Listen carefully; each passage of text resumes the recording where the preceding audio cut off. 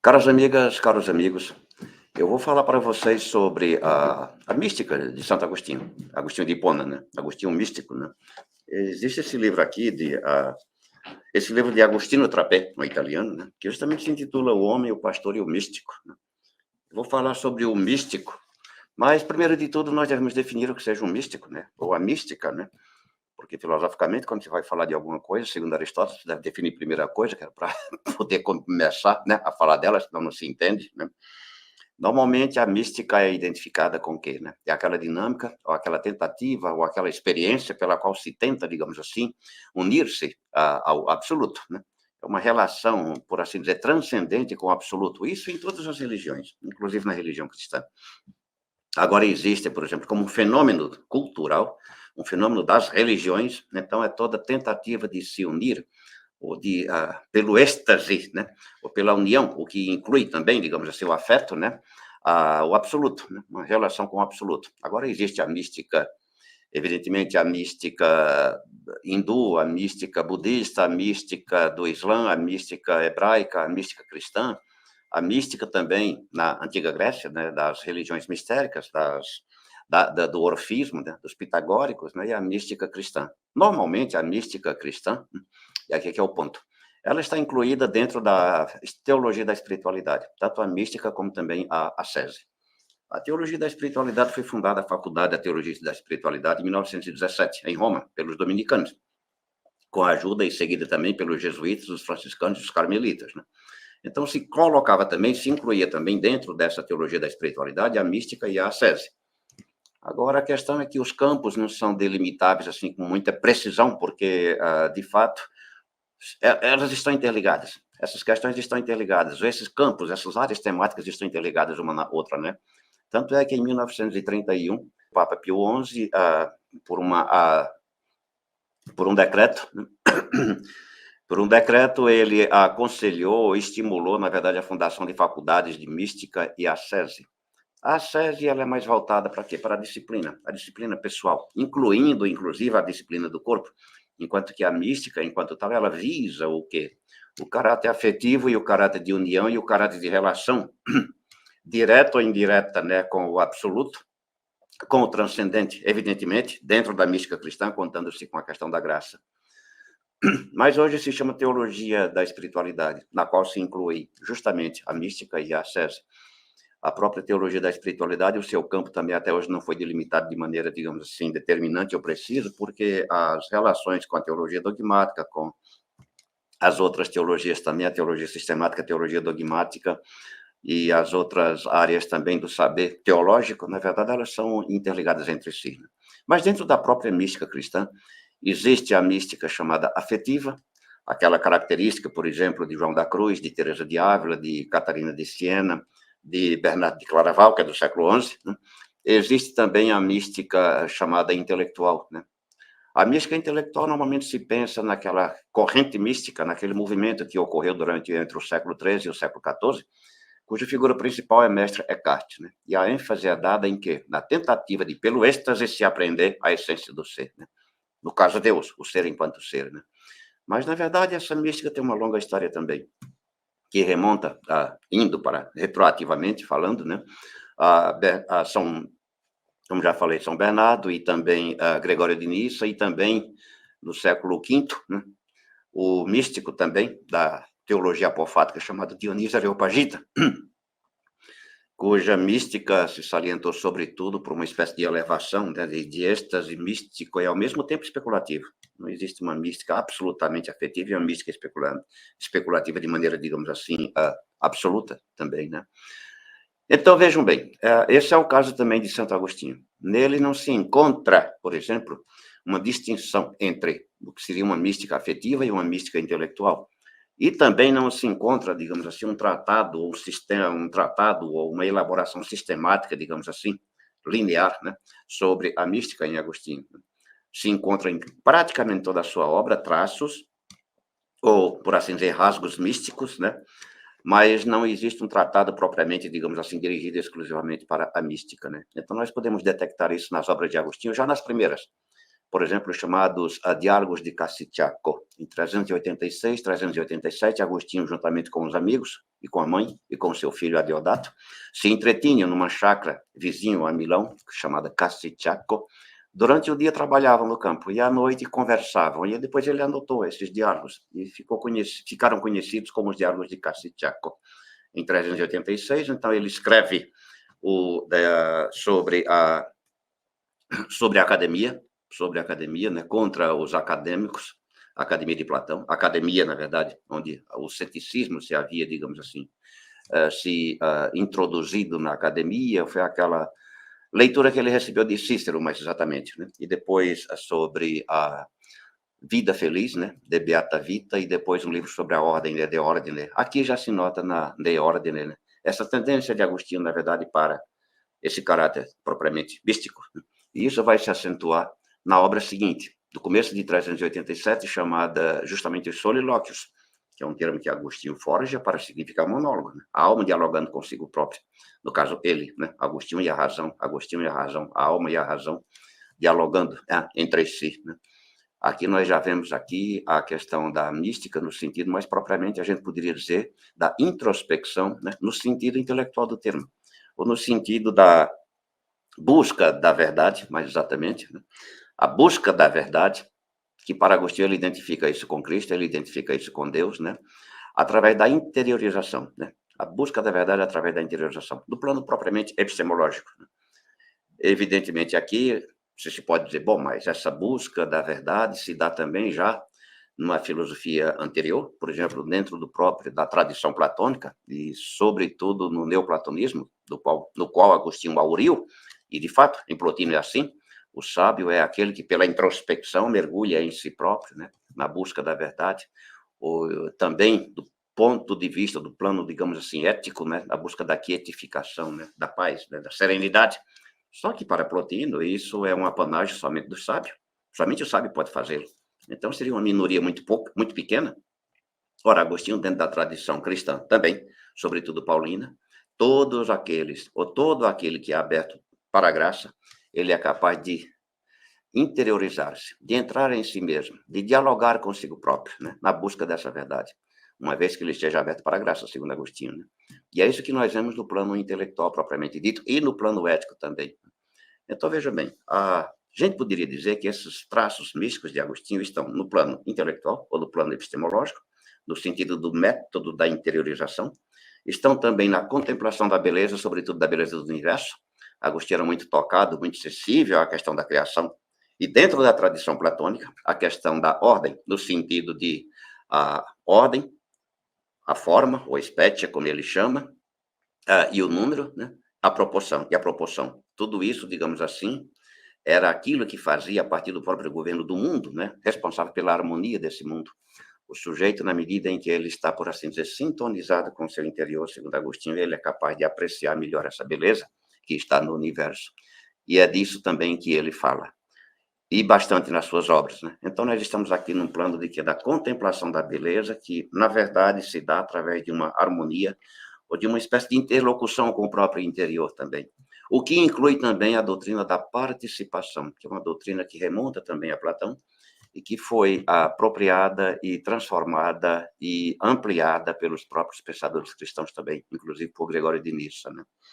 Muito bem. Então, no que diz respeito a essa busca da verdade, além daqueles diálogos de Cassicciaco, num tratado que Agostinho escreveu em 391, o último tratado que ele escreveu como leigo, denominado A Verdadeira Religião, é emblemático o capítulo 39, parágrafo 72, onde ele introduz justamente digamos assim, aquela metodologia que lhe é essencial, que lhe é peculiar, né, sobre a introspecção. Ele diz desse jeito: não saias de ti, mas volta para dentro de ti mesmo. A verdade habita no coração do homem. E se não encontras e não a tua natureza sujeita a mudanças, vai além de ti mesmo. Em ti ultrapassando, porém, não te esqueças que transcendes tua alma que raciocina. Portanto, dirige-te à fonte da própria luz da razão. Então, vocês estão vendo a luz da razão. Isso é o que se chama o mestre interior, ou a interiorização, ou a iluminação interior, segundo a qual Agostinho aqui, na verdade, ele faz ressaltar não somente, digamos assim, a possibilidade ou a dinâmica da busca da verdade pelo método da interiorização. Isso não significa dizer que a verdade, ou Deus, ou Logos, ou Verbo, como ele chama, se encontra no interior do indivíduo, mas essa dinâmica é uma dinâmica privilegiada pela qual se busca a verdade. Tanto é que ele diz, mas em te ultrapassando, e se não encontras senão a tua natureza sujeita à mudança, vai além de ti mesmo. Em te ultrapassando, porém, não te esqueças que transcendes tua alma que raciocina. Portanto, dirige-te à fonte da própria luz da razão, lá onde se acende o lume da razão. Então, nós estamos aqui, a gente poderia dizer, num plano essencialmente, digamos assim, epistemológico, mas que, ao mesmo tempo, inclui essa volta para dentro de si mesmo, essa interiorização, que é também a condição para se contemplar a beleza do universo. E é a condição também para se contemplar mesmo também aquilo que Agostinho chama de participação, a imagem e semelhança de Deus. Depois ele continua. Aonde pode chegar com efeito todo bom pensador, senão até a verdade, com letra maiúscula, né? Ele significa Deus. Se a verdade não é atingida pelo próprio raciocínio, ela é justamente a finalidade da busca dos que raciocinam. Eis a harmonia que nada mais poderia ultrapassar. Harmoniza-te com ela. Então, vocês veem que o caráter, ou seja, o conceito, ou a noção de harmonização, né, está constantemente ligado, propriamente, à questão dessa busca da verdade. Ou seja, do interior e, ao mesmo tempo, como condição também para a contemplação dessa beleza que é encontrada fora do sujeito. Em outros termos, se o sujeito está bem consigo próprio, ele é capaz de ver a beleza em todo lugar. Ele é capaz de ver a beleza também no universo. Ele é capaz de ver a harmonia, ele é capaz de ver a ordem também no universo. Quando nós estamos bem conosco mesmo, nós vemos beleza em todo lugar e tudo está bem, né? Quando a coisa não vai bem dentro de si, então é o que Agostinho está dizendo, né? Então ele diz, harmoniza-te com ela.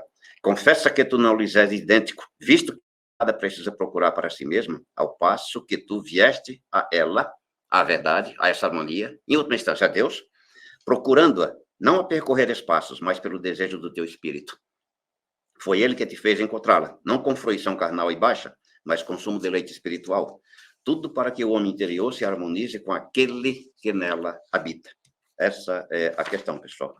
É interessante notar que mais adiante, no mesmo livro, no capítulo e no mesmo parágrafo 39, capítulo 76 e 77, ele retoma esse mesmo tema, agora enfatizando a questão da harmonia e da beleza. Ele diz desse jeito, no parágrafo 76, assim sendo, todos os seres, por seus ofícios e finalidades, ordenam-se para a beleza do universo.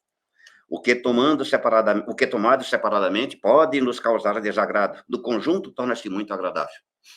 Isso Agostinho está dialogando não somente com a tradição platônica, mas também com o próprio estoicismo. Porque as coisas, por ruim que elas sejam, no fundo, ou em si mesmas consideradas, elas não são ruins, porque tudo contribui para quê? Para a harmonização do todo, ou para a estrutura do todo, né? Então, para julgar sobre um edifício, não devemos nos limitar a considerar somente um ângulo, diz ele, uma parte.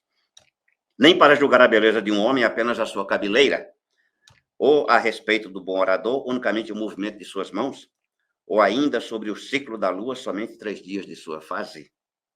Todos os seres materiais, diz ele, são de ordem inferior, porque são materiais, dentro da tradição platônica, efêmeros, né? Passageiros, justamente porque são inteiramente feitos de partes imperfeitas, diz ele. Mas pode ser sentida a sua beleza, seja no seu repouso, seja no seu movimento.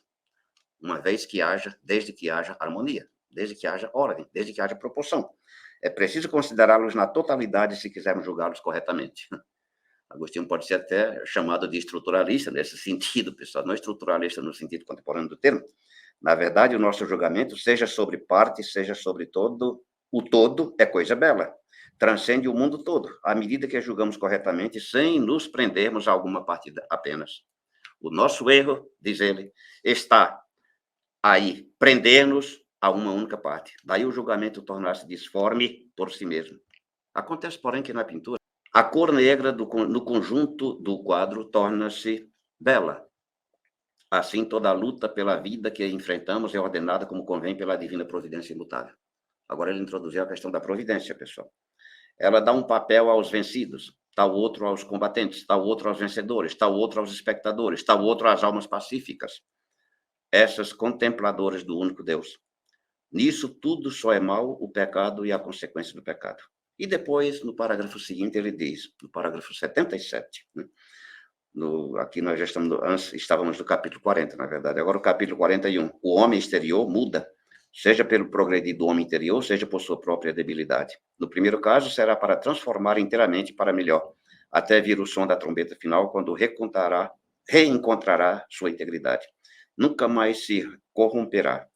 Não vos admireis de que ainda aí emprego o termo beleza, pois nada de ordenado deixa de ser belo. É como diz o apóstolo, toda ordem vem de Deus, citando a carta aos Romanos, capítulo 3, versículo 1. Nesse sentido, pessoal, da questão da beleza, eu gostaria de ler para vocês algumas coisas que eu escrevi num artigo já há alguns anos atrás para a nossa revista da Fasban Basíliade, justamente o conceito do belo em Santo Agostinho, no qual eu digo desse jeito. No livro 1 das Eneas, ao falar da aspiração que tem toda a alma a subir em direção ao bem, considerado como a causa da vida, a inteligência e a causa do ser, Plotino assevera que o belo, diz ele, é de fato a verdadeira e primeira beleza que torna belos e amáveis os seus amantes. Quando Plotino se refere ao uno, pessoal, ele se refere ao uno como bem, o sumo bem. E se refere ao uno também como belo, como o uno, na verdade, como aquele, digamos assim, aquela hipóstase a partir da qual todas, se é que se pode chamar propriamente uma hipóstase, alguns estudiosos chamam de uma super hipóstase, né? A partir da qual as outras hipóstases, digamos assim, a gente poderia dizer derivam, né? Ou procedem mais exatamente, não? É que o belo, o bem e Deus se equivalem na concepção fundamental do filósofo, de Plotino. O bem, o belo e Deus, na medida em que são o princípio e a causa de todos os seres, ou numa palavra, são o ser enquanto ser. Né? Isso se encontra em Platão, na verdade, no livro 6 da República. Com efeito, é do belo em si que dimana toda beleza e toda tendência a ser como ele é. O belo enquanto belo que provê de beleza todas as coisas, das mais baixas às mais elevadas. Melhor ainda, todas as outras belezas são adquiridas, misturadas, não primitivas, por quanto dele provém. Muito bem, fim de citação. O próprio Agostinho, ao se referir explicitamente a Plotino, na Cidade de Deus, lembra que o filósofo admite sem hesitação que a beleza expressa nas plantas e nas flores deriva do sumo Deus, ao qual pertence de modo inefavelmente inteligível a beleza que ele faz chegar até as coisas mais ínfimas da terra. Mas para apreciar isso, segundo Agostinho, o sujeito deve ter a disposição, pessoal. E essa disposição é adquirida pela harmonia interior. Aqui é onde entra também, digamos assim, o seu caráter místico. Essa capacidade de interiorização, que para Agostinho, na verdade, deve contar também com a graça, a partir da qual o sujeito é capaz de contemplar a beleza do universo, a harmonia que reina no universo. Né? Ainda segundo Agostinho, Plotino declara que todas as coisas desprezíveis e extremamente precárias só têm graus convenientes das próprias formas, porque a recebem do ser, enquanto tal, isso está também em Platão, no qual se encontra a forma inteligível, que jamais vem a ser, no caso, o bem enquanto tal, e que, portanto, possui em ato a totalidade do. As ideias de Deus constituem um dos conceitos fundamentais do médio platonismo, que era um movimento de caráter difuso, predominante entre o primeiro século e o início do terceiro século da Era Imperial, né? Os 2 primeiros séculos da Era Cristã. Tratava-se, dentre outras características, de uma tentativa de medir as intuições de Aristóteles com aquelas de Platão, ou de tentar conciliar os dois. Nesse sentido, havia, segundo Albino, que é um pensador médio platônico do século II, os inteligíveis primeiros, que são as ideias na mente de Deus, e os inteligíveis segundos, que são as formas imanentes às próprias coisas. Para os médio-platônicos cristãos, as ideias são, de certo, paradigmas ou modelos, a partir dos quais as coisas podem atualizar-se ou não, permanecer em potência, como em Aristóteles. Mas, diferentemente de Platão, estas ideias que se encontram na mente de Deus, elas foram criadas pelo próprio Deus, porque se elas tivessem o mesmo, digamos assim, status ontológico de Deus, elas seriam coeternas, consequentemente, elas teriam o mesmo status de Deus, né? O que é impossível. Elas foram criadas, essas ideias, os modelos. Um eco dessas influências vamos encontrá-lo também no comentário ao Evangelho de João, segundo Santo Agostinho, né? O comentário que ele faz sobre o Evangelho de João. Aqui, já na homilia 1, Agostinho se serve da metáfora do armário, que antes de ser fabricado já se acha como ideia, né? Como modelo na mente do artesão que o realizará, senão ele não faria. Só o artesão já não... Se o artesão não tivesse a forma do armário na mente, interroga-se Agostinho, como poderia ele, então, confeccioná-lo, né? Mas uma coisa é o armário tal como ele se encontra sob a forma de ideia na mente do artesão, e outra coisa é o armário já, para falar aristotelicamente, atualizado. Aquele, sublinha Agostinho, nós não podemos vê-lo com os olhos do corpo, porque se encontra enquanto forma na nossa mente, enquanto que o armário atualizado, concretizado ou materializado, né, se torna visível, tangível e palpável.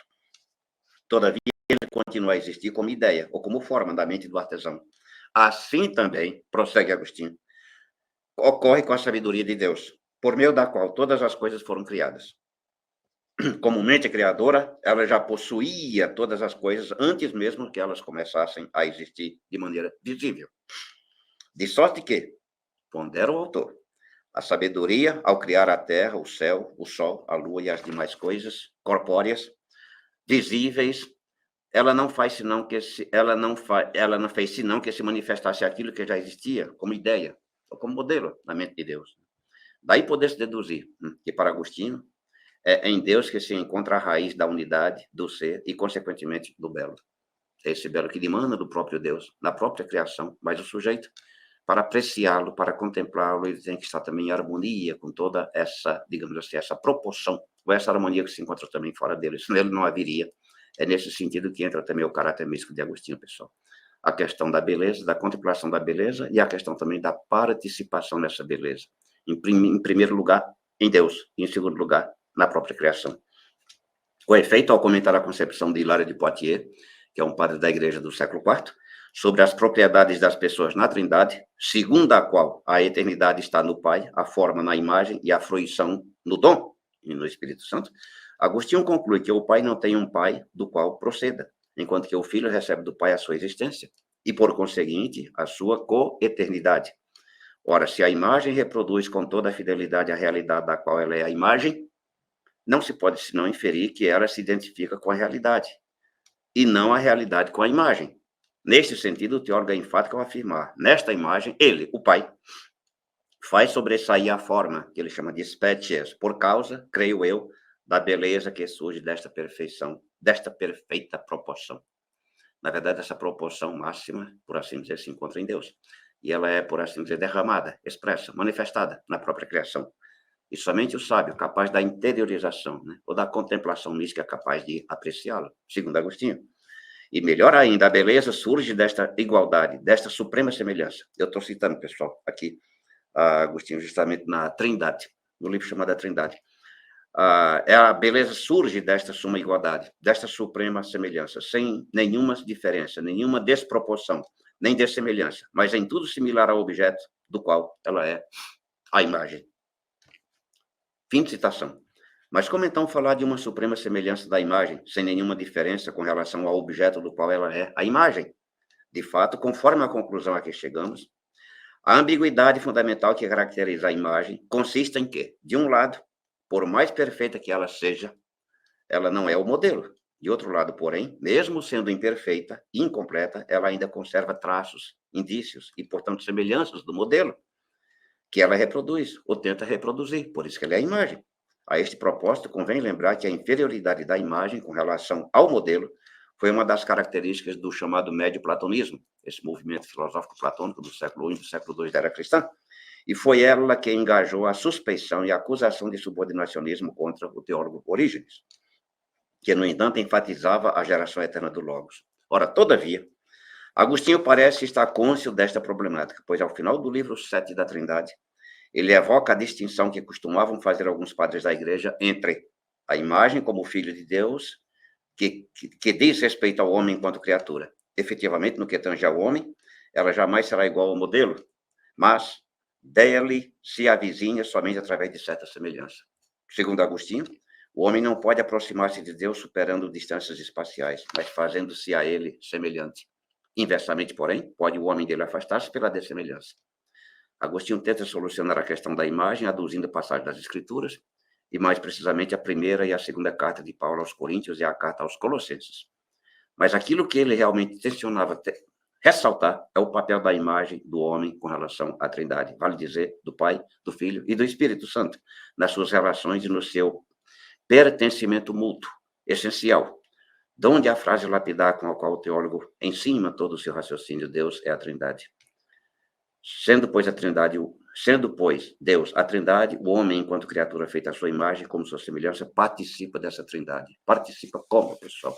Pela contemplação, pelo êxtase, pelo êxtase, pela contemplação, pela mística. E é nesse sentido que, mais uma vez, agora, nós podemos evocar esse caráter místico de Agostinho na contemplação da própria obra da natureza, onde entra também a questão da providência.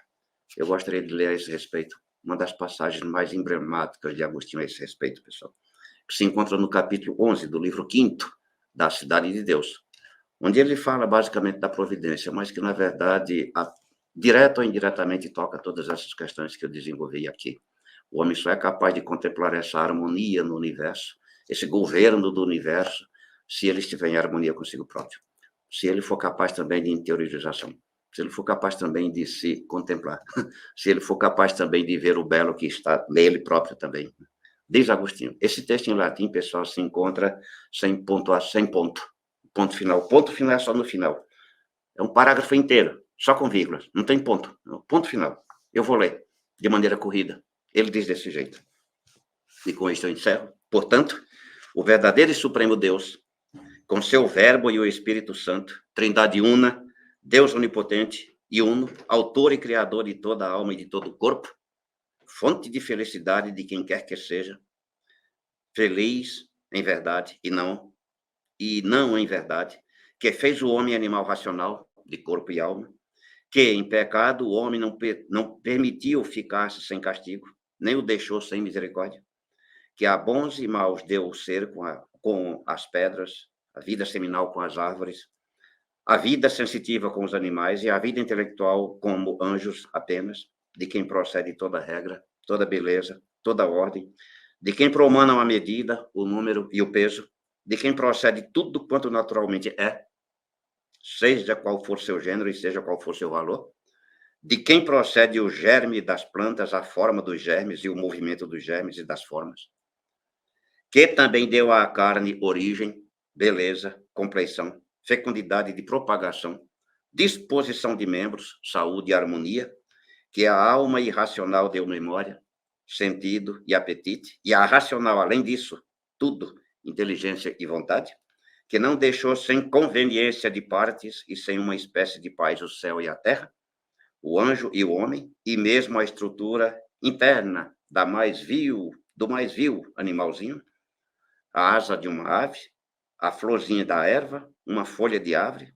De nenhum modo é crível que Deus quisesse ficassem alheios às leis de sua providência, os reinos dos homens, seus senhorios e servidão. E com isso eu termino, enfatizando mais uma vez a questão da harmonia, da beleza interior e do conhecimento interior como uma condição para que o homem, na verdade, contemple essa própria harmonia, essa própria beleza que se encontra no universo. Muito obrigado.